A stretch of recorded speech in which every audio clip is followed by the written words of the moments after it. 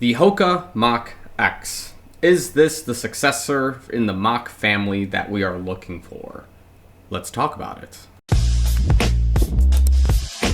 So before we get into the video, make sure you like the video, subscribe to the channel. If you're already subscribed watching content, thanks so much. I love you guys a lot. Make sure you follow me on Instagram and Strava for all sorts of other updates and things like that. So without further ado, let's begin. Specs for the shoe, somewhere up here where they're going to be visible. And because this is our first impressions of the newest shoe in my lineup, the Mach X, we're just going to go right into it from the top. Just kind of talk about what's good, what's strange, and yeah, just kind of get right into it. So as we normally begin with these, let's go check out what the outsoles look like. Hopefully at this point, with the mileage I've put in on this shoe, which is approximately 3.1 miles on a treadmill, for reasons which we will discuss in a second. We shouldn't see too much of any sort of wear or anything of that kind of sort. And as I'm looking at the shoe, I don't see anything that's alarming right away, versus its predecessor, which had me very concerned after one workout. But neither, that's not the point here. We're just going to go right into the Mach X as itself before we start comparing with the Mach 5, Mach 4, and just kind of, we'll keep that on a DL for now until we can get into what this shoe is more or less about. So we'll start from the top, work our way to the bottom, see if I got this right. Because again, as I'm still familiarizing myself with the shoe, there's still pieces of it that I'm still asking questions about. And I think the more I do some research into this, the better. But again, we're learning all together at the same time here. So basically, for most of you who are aware, the Mach family of shoes is supposed to be a very poppy, very fast shoe in the HOKA shoe lineup. And historically, that's been the case, at least for me. I know a lot of people historically have also enjoyed the shoe, but the shoe has suffered, at least in the Mach 5, definitely the Mach 4 too, very bad lifespan. And that's more or less the reasoning because of the outsole of the shoe, which we'll get into here and decide if it's an improvement or not. But yeah, the outsoles of the shoe would prevent it usually, in my case, from getting more than 200 miles before you would have to get rid of them. Otherwise, you start risking injury. So the question here now is, does the Mach X fix this issue? And how does the carbon plate in the shoe, which we'll discuss in a minute, benefit or cause issues in this shoe? So as you can see by the specs, in my size, in size 8.5, the shoe should be about 9.2, 9.3 ounces. Puts it somewhere around 265 grams on average, if my math is correct. We do have a heel of, I believe, 39 millimeters and a forefoot of 34, which keeps the 5 millimeter offset that we recognize in the Mach family. Now, the specs overall are a little bit different, and again, as we compare it to the Mach 5, you'll see what I mean. But in this case, it is a high stack shoe, as it should be, because we are dealing with, again, a carbon plate in the shoe, which I believe is labeled the Pebax or Pebax. P-E-B-A-X is how we spell it. But for this video, we're going to use this meme. It's the Pebis reference, so I'm just going to call it that. And yeah, strange naming convention for this particular product. But there is a midsole plate in this shoe, which gives us that extra pop, extra, rebound that you would be looking for in the new super shoe kind of series. And that is sandwiched between, I believe, 2 or 3 different kinds of foam here. We do have the ProFly Plus, which is the soft foam on the top here, running the, the circumference or the entire surrounding of the shoe, if you want to call it. That piece hasn't changed. That has been a good piece from the Mach 5, which has carried over, and it's just working pretty well, in my opinion. And then we have 2 other pieces that we need to note. We have EVA foam across the shoe, and then we have a PEBA, which is called PEBA. Get it? We have a Pebax carbon plate, and then we have a PEBA foam, or PEBA. I don't know how you want to say that. Doesn't matter. Point is, we have a couple extra moving parts in this shoe, which make it a little more interesting than its predecessor. And in this case, here's my hot take. I don't know if this is correct. The EVA foam is this tougher foam, which has kind of always been on the bottom end of the outsole, and then our PEBA foam is this blue piece which is sitting on the outside of the shoe and reinforcing the EVA. I don't know for a fact, unless somebody's going to call this like PEBA rubber, or the rubber is like its own thing, or this is not supposed to be rubber and it's definitely the foam.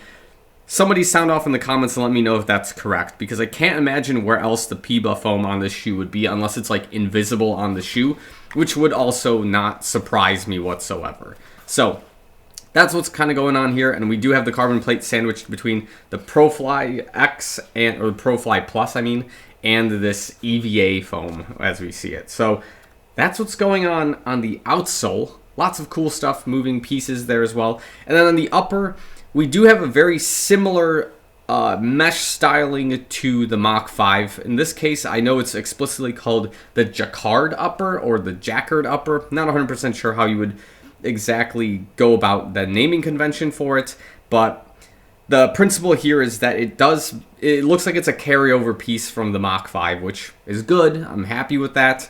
I didn't have any issues with the upper tearing or anything of that sort. I do have a note that I'm going to keep as like a code yellow in terms of the upper, is that as you tie the shoe and you start pulling the tongue, at least this was the case in the Mach 4 and the Mach 5, is as you pull this tongue, you're going to see where we have this like pressure point at the top of the shoe, more or less here also, where we're going to start seeing it sort of cave in.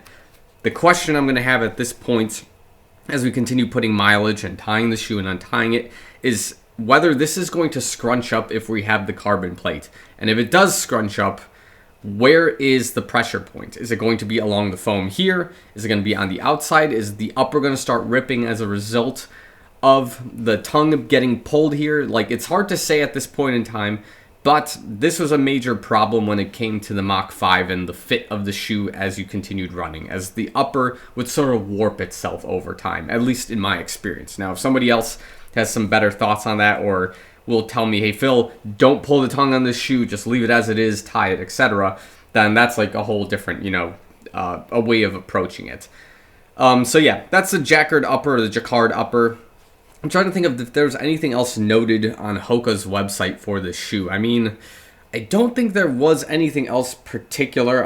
I guess they are making a real point of making it known that this is made from recycled materials, so a sea turtle was most likely choking on the materials of the shoe before it ended up in a box and delivered to you. And it looks like it's being labeled as vegan. So this shoe was, as a matter of fact, grass-fed. And yeah, this shoe was grass-fed before it got to your door. And if you are one of those people on, is that My Strange Addiction? Is that the show? That loves eating shoes and you are vegan? Guess what? Do I have a product for you? So, all jokes aside, let's get into what I think is good so far about the shoe.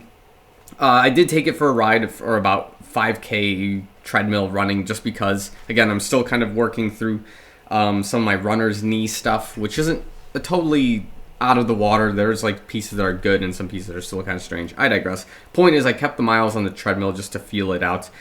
And there was only one major con that I'm just experiencing. I don't know if it's entirely the shoe, just because I experienced it in the Mach 5 as well, so it could just be the family of shoe to consider, is in my left foot I am experiencing a bit of, I guess, like circulation issues, and I don't know if this is a result of the runner's knee having that swelling that blood travels to the foot, and now the archway of the shoe is starting to have issues, or what's going on with that. But I had a couple of thoughts that, in this particular style shoe with this, I guess, the combination of the upper, the width of the Mach family style shoe, that the ride might not be the greatest for me at this time.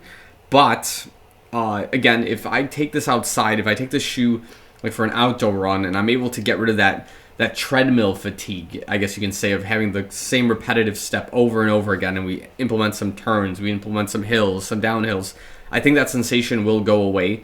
And I think also, in addition to potentially foot swelling, my other thought was on the offset of the shoe, where I'm so used to running in shoes that are like 8 to 10 millimeter offsets or around that range. And then when you go into something that's 5 millimeters, now there's an emphasis on more of that midfoot area strike for the shoe.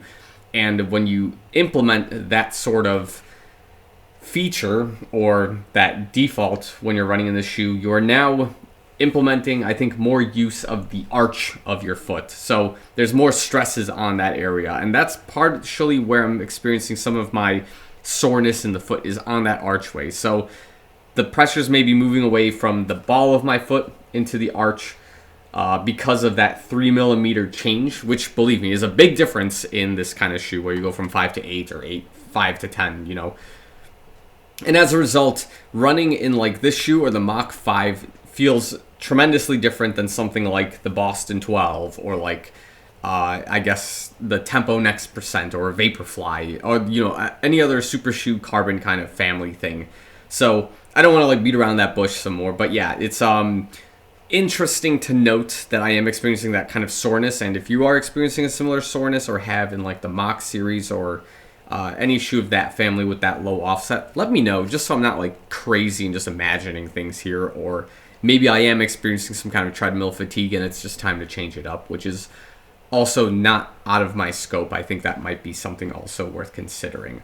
So that was the major con. The major pro here is that besides having this fatigue in the left foot, when I was trying to push in this shoe, two great things happened. One, this is something that was better than the Mach 5. I'll address it again when we do the Mach 5 video, is that there's a lot of grip in this shoe. So this rubber or foam or this PBA setup is got a lot of grip and a lot of grab, at least more grab than it did the Mach 5 with this particular rubber setup, and I'm happy for that, you know, because the other shoe was just foam all the way across with just one piece, and it was not really easy getting that grip or that kind of that bite into the ground, whereas here we have a little bit more grip, grab, bite is the word I'm obviously looking for here.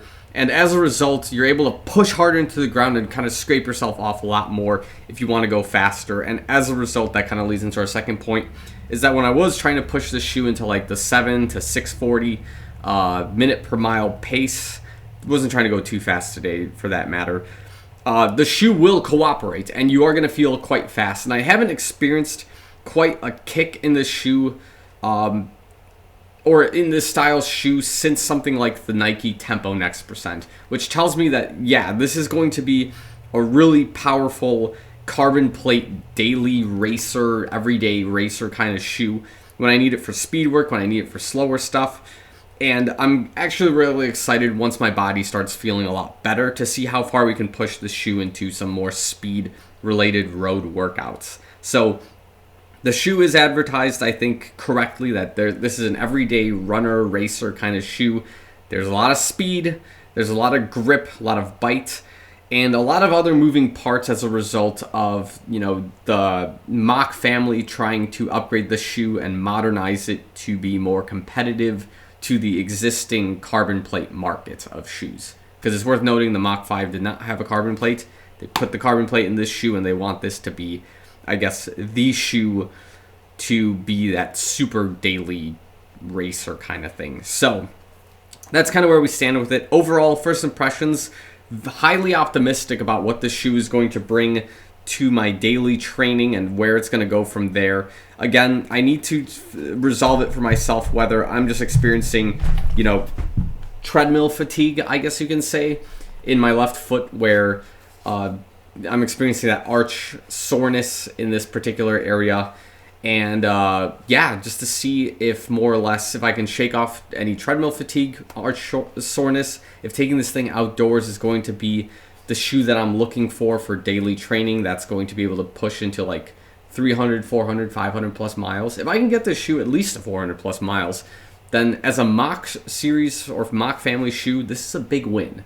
So that's kind of some of the things I'm looking forward to. So again, I think I will leave my thoughts there. If you agree or disagree with the assessment, let me know in the comments below. But yeah, I will leave this for here, and then we will start kind of comparing it to some of the other shoes that I have in my lineup that are also carbon plate trainers, predecessors to this shoe, and just see where this thing stands overall at this time. So I will leave the video here. Thanks so much for watching. I'll see you guys in the next one.